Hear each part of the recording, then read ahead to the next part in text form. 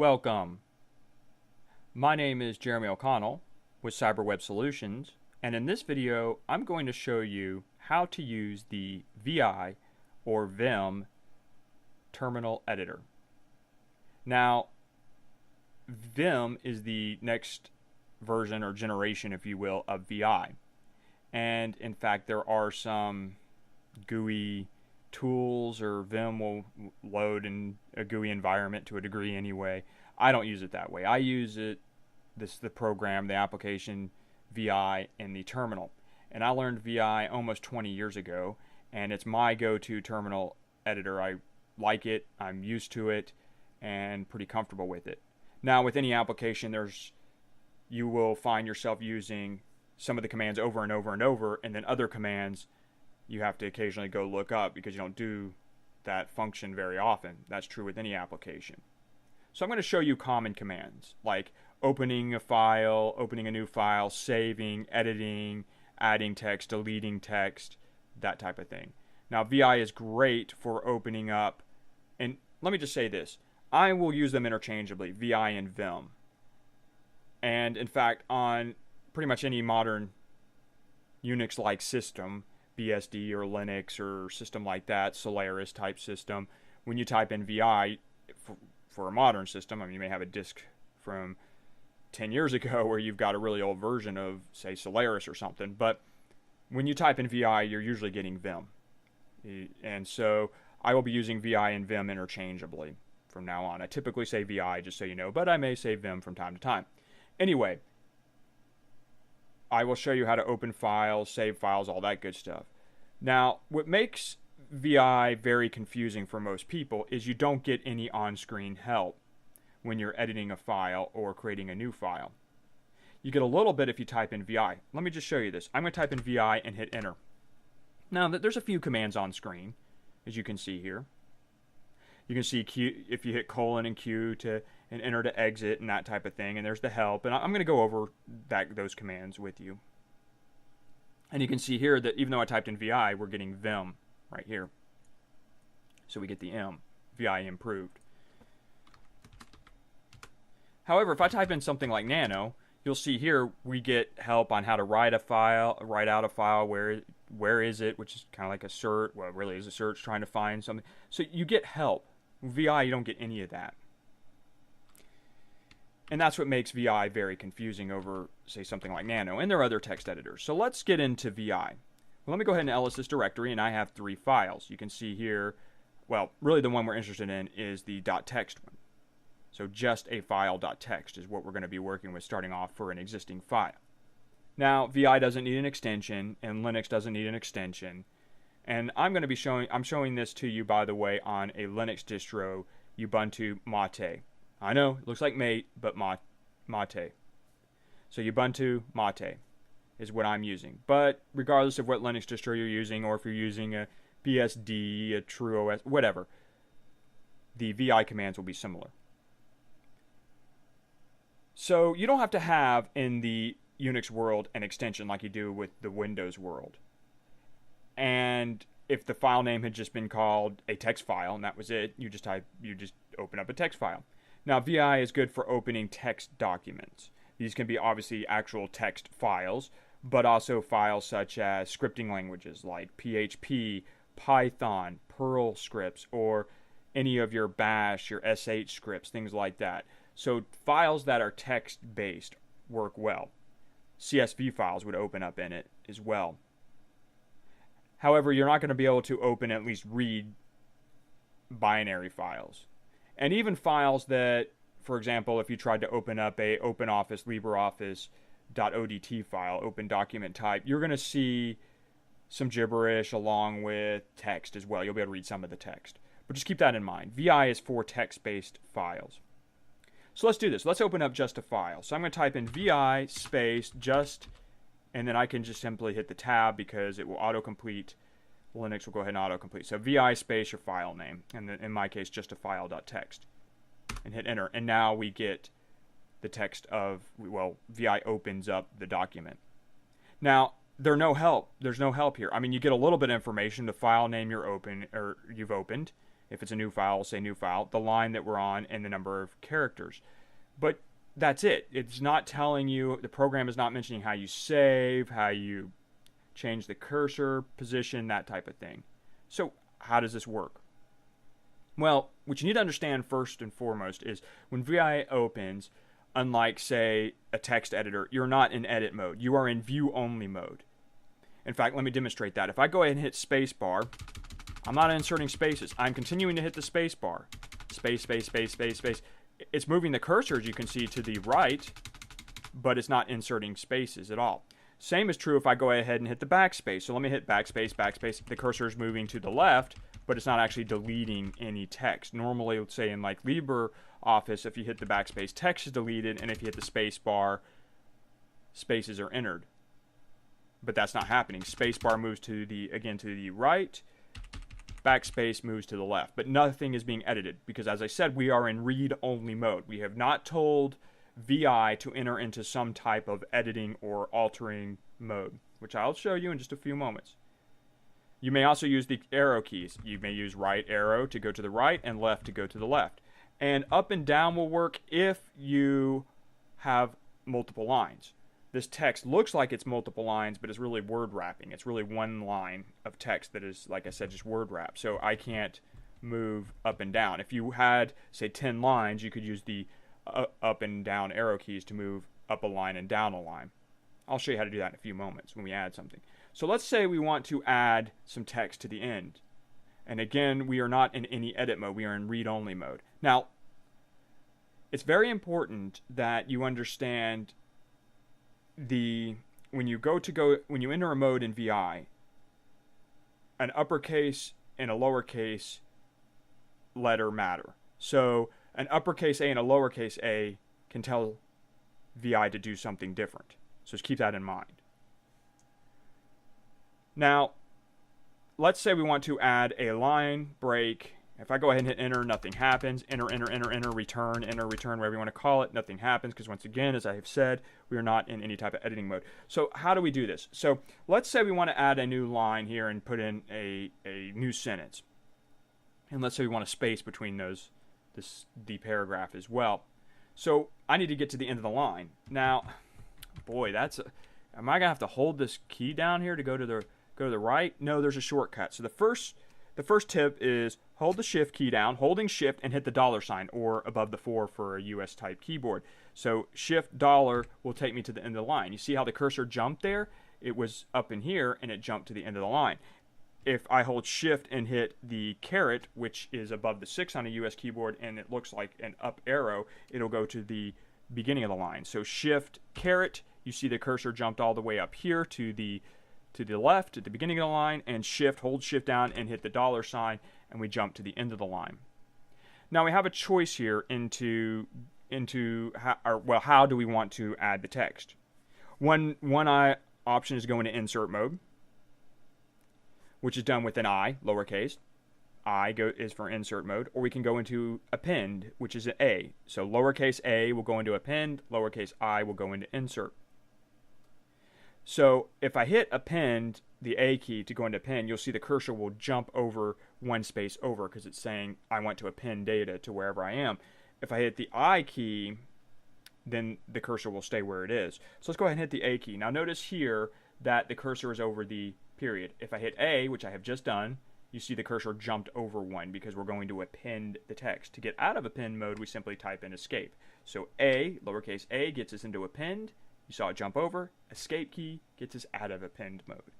If I hit the I key, lowercase again, you will see here that it doesn't look like anything happened, but now I'm in insert mode. The cursor did not move because we want to insert text where we are. Is basically what we're telling VI. To get out of insert mode, I hit escape. And you see it jump back one. So I can hit I for insert, hit escape, and it jumps back one. Now it's your choice what you want to do. I have noticed on some installations, append may want to put text at the end of the line. It depends on the versions, and it gets kind of funky. But I often use insert mode because it's kind of a free-for-all in a lot of ways. But let's go do that. So I'm going to go ahead and I'll use append for this case. So I'm going to hit A, jump over. I'm going to now hit I'm now going to hit enter, and now we insert a line. I'm going to hit enter a second time, and we now have we have a double line break. Now I can type in, this is our new sentence on a new line. And I'll probably do some typos, which will probably occur, so that's just going to happen. I'm mainly trying to show you how you use VI and less concerned about typos. Anyway, so we have typed in a new sentence. Now let's say if we hit enter 2 more times, one to get us a new line and another time, and let's say we have, this is our third sentence. Well, really it's paragraphs and so forth, because it's not really technically, but sentences should be paragraphs.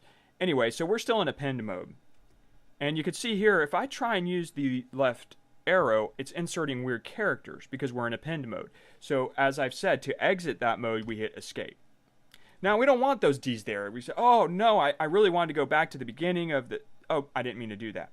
Now, the easiest way to get rid of something is to hit the D, lowercase d, twice. So double tap D, and you will delete whatever line you're on. So let's say I want to get rid of this line. DD, it's gone. Hit DD again, DD, gone. Hit DD again, gone. In fact, I can get rid of this sentence. If I hit DD, gone. So that's how we get rid of that. And you don't have to hit escape on D, because D, the DD command is in fairly rapid succession. You don't want to go D and wait an hour, but D, you have a few moments to do that twice. That is not a always on mode, where append and insert stay as append and insert until you hit the escape key. So that's how you do that. So if we want to insert something here, I could hit the I, hit space, and then I can type in a new word, which does not make any sense. Now we're just showing you how this works. And then if I try and use the arrow keys, once again, I am getting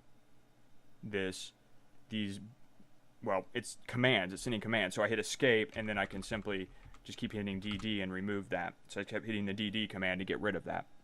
But you want to be careful. Don't do too rapid succession. If you're just DD, you may delete your line that you actually wanted.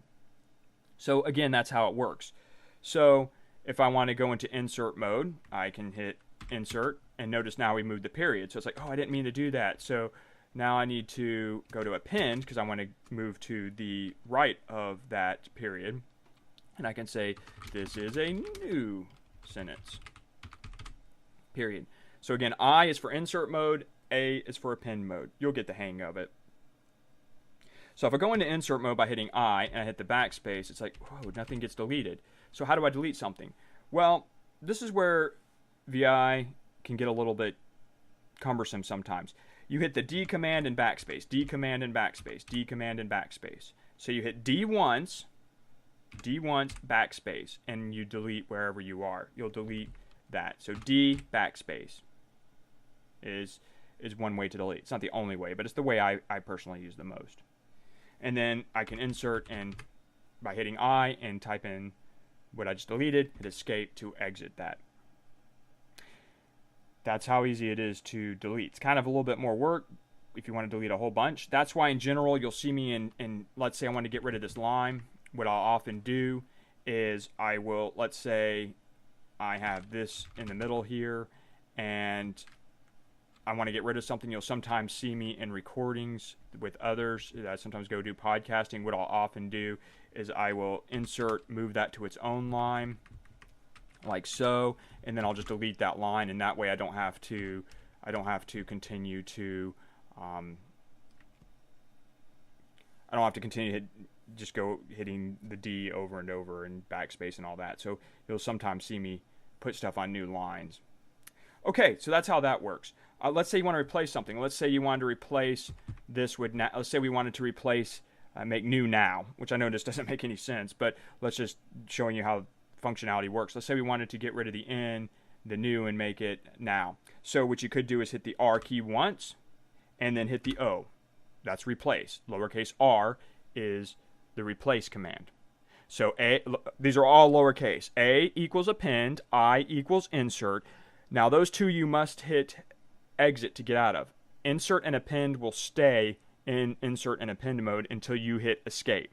If you're ever confused at what's going on, just hit escape 3 or 4 times and you should get out of any mode back to read-only mode. But again, A equals append, I equals insert, D is delete. So if you just go D, like D backspace, I get rid of it. And R, if I hit R, I can replace it. So R is replace. And again, those are all lowercase. Fairly simple, right? Okay. So that's how you do that. Now, how do you save? So we have not saved this document. Well, you have some options. If you want to continue working with the document, hit escape so that you're not in any mode. You're in the read-only default, view-only mode. And you will hit colon. Now notice down here, we'll see a colon down here in this corner. So I'm going to hit colon. So shift colon, and you see here we now have a colon. Now it's saying, okay, VI saying I accept commands. So if we just want to save it, we can hit W, which is write out. We just saved it. And now we can see we have 5 lines and 522 characters.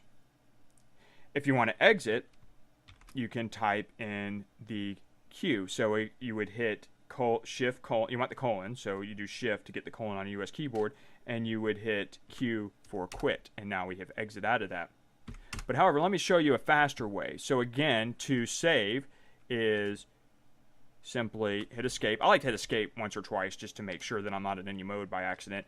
Then shift, get the colon, and hit W for write out. And to get out of something, I hit the colon and the Q to quit. But if you have something you want to write out and close, let's say I'll add something, new data, and let's say I now want to exit and close, you have the option of stacking something.